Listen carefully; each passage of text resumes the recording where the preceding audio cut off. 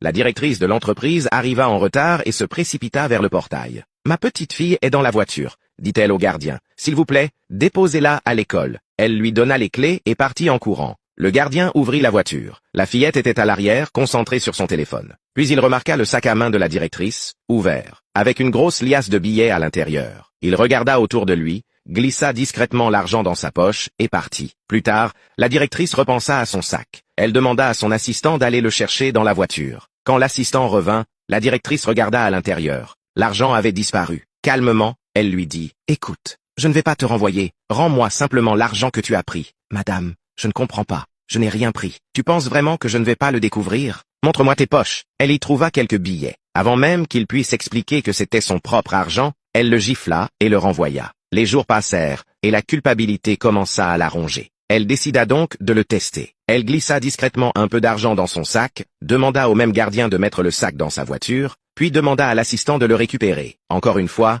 l'argent avait disparu. Convaincue d'avoir la preuve, elle le renvoya définitivement. Soudain, sa fille entra en courant dans son bureau. « Maman, ce monsieur de la sécurité est un voleur !» Elle lui montra une vidéo filmée avec son téléphone. On y voyait clairement le gardien en train de voler l'argent dans le sac. La directrice resta sans voix. Elle venait de comprendre qu'elle avait accusé et humilié un innocent. 2 fois. Honteuse, elle courut retrouver son assistant, s'excusa sincèrement, puis renvoya immédiatement le gardien malhonnête. « Commente oui si toi aussi tu éviteras de juger trop vite. »